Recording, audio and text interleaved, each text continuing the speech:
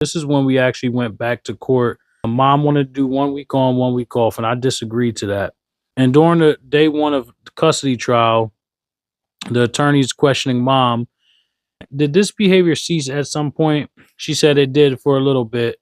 Like before, I didn't see anything. The last thing was when the teacher called me and said that's when she was going to therapy in Hazleton. So Sadia was going to therapy in Hazleton in December of 2021. So her mom's explaining this. She says the teacher called me and said how Sadia would take off her baby doll clothes and stuff. That was the last incident that was reported before there was a little break. So then her attorney asked her, "Did you at any time notice any of the behaviors returning?" She said yes.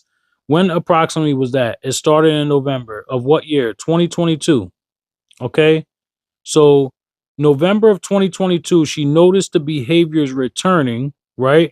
But the following month, which was December of 2022, that's when she went to the modification hearing and she was asking for 1 week on, 1 week off. I'm the one that disagreed with that. So if you're noticing Sadia showing any type of behaviors that you're concerned about, why would you want to do 1 week on, 1 week off?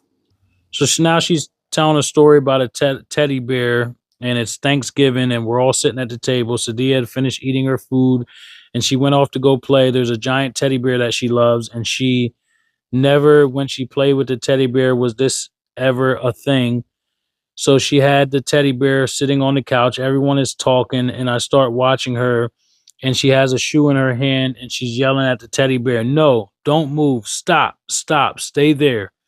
So she repeats things or mimics things that she sees between November of 22 and current, which would be October. This is when she's claiming she's seeing some of these behaviors returning, some of these behaviors that Dee Dee was displaying.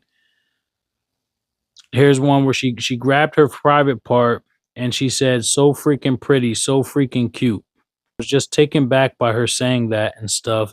And I tried to be like, question her, but I wasn't getting anything out of it. And then I just went into the house and I was crying. "Did you report that to Mr. Thurston?" "No." "Why not?" "Because I wanted to see if he was going to say anything, because the simple fact that the people this is I've been dealing with this for years with her completely just making up stories. Back to the judge fabricating evidence saying that I witnessed Adia doing sexual behaviors and didn't disclose them with mom. Well, here's a clear indication that mom, witnessed her doing things and didn't disclose it with me. But the truth is she didn't witness anything, because any parent, if you think about it, any parent who witnesses a child doing something and might be concerned that the other parent is doing something to them, I doubt that that parent is going to want that other parent to have the child for 1 week at a time. Compared to the 2-2-3 schedule, where she's with me for 2 days, she's with you for 3 days, then she's with me for 3 days and you for 2 days. If I had any concern, which I do have a concern, and that's why I didn't want to do the 1 week on, 1 week off. Anybody with anyone who actually cares about their child, has a concern that something's happening to their child, they're not going to want to leave the child with that person for 7 whole days. Either you don't care about the child at all, or you're lying. You're making this whole story up. He said, "Did you report that to Mr. Thurston?" She said no. And the attorney said, "Why not?" She said, "Because I wanted to see if he was going to say anything, because the simple fact that the people most closest to Sadia is seeing all of these things and seeing her behavior increase. And since he claimed he was the only one who found it out in the first place, and he had been seeing these actions from Sadia from the beginning, I wanted to see if he was going to say anything, if he was going to bring this to my attention, but he was the only one who didn't."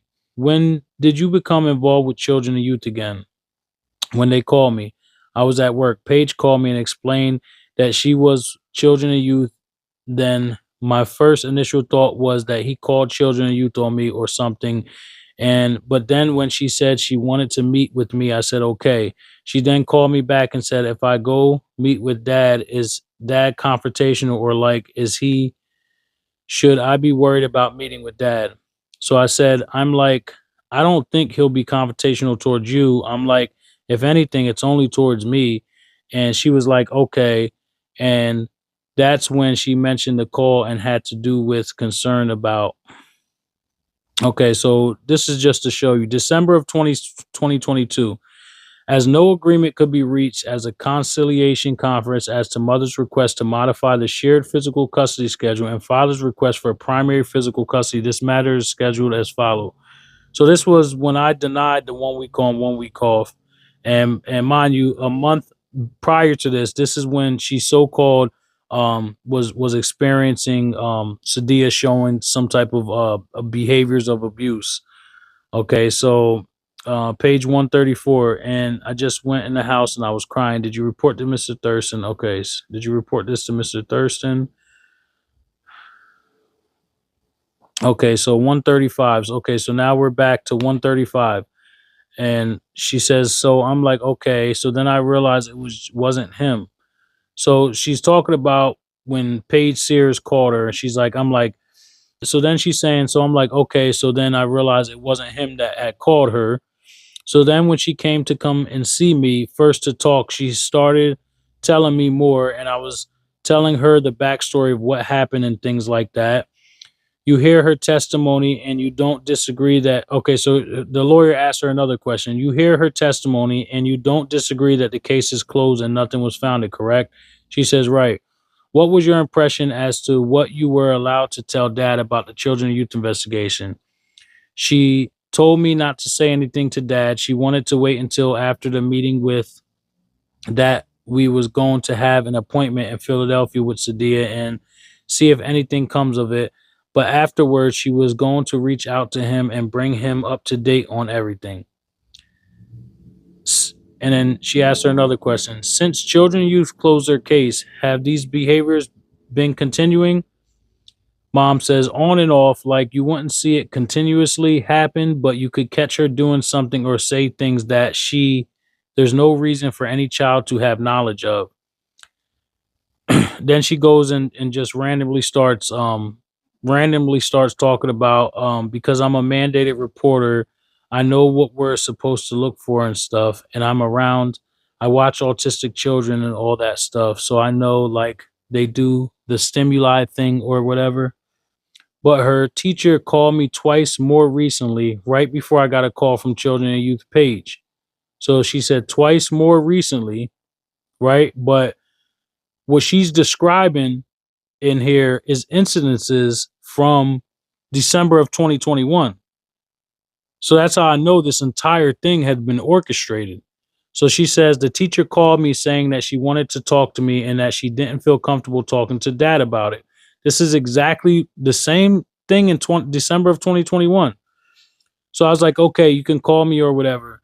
When we spoke on the phone, she mentioned that it had died down a little, but now she's seeing that Sadia is making moaning noises in the classroom, how she's grating against stuff, and how she's taking the dolls and trying to rub it against herself and stuff. And then I explained to the teacher what I was seeing. And then I explained to the teacher what I was seeing and, updated her on the whole history and stuff of what investigation and what's been going on. And then that's when the whole children and youth. Okay, so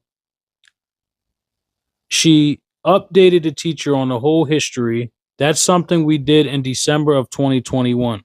She just clearly said up here recently, right before I got a call from children and youth. Okay, so if she said before she got a call from children and youth, and then she says right here, and then that's when the whole children and youth. So pretty much when she's talking about the investigation, she's not taught. She's obviously she just. I mean, it gets so confusing, but you could clearly see that she's lying. It doesn't make any sense. None of this stuff adds up. And this is why I say this entire thing was orchestrated. And if these teachers were subpoenaed to court, it would be revealed that they orchestrated this entire thing, and Sadia was unnecessarily subjected to a rape kit examination the first time, and the second time she was unnecessarily subjected to a second rape kit examination because of the judge. So the first time was because of Sadia's mother and her attorney. The second time was because of the judge. And that's when I intervened and I said, do we know what teacher she's referring to? And she says, what teacher are you referring to?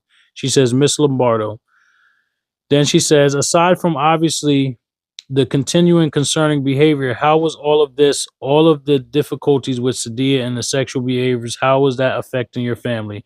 Well, Jasmine, she's depressed and stuff. Like she mentioned that when she's leaving the house, she doesn't like that the neighbors are looking at her funny. Mom is saying, for me, I am emotionally stressed, drained. I am scared for my daughter because I don't know what's going on with her. She can't tell me. It isn't, she doesn't do things that she's doing things that she shouldn't be doing. And it's like he's lying and he's trying to point it and put it on somebody. And I don't understand it. I don't know how to for her to get the help because I was so hopeful when we went to Philly when Paige told me that they was going to have a specialist that could be able to communicate with Sadia. I was so hopeful. I was so excited and hoping that they'd be able to pull something out of her.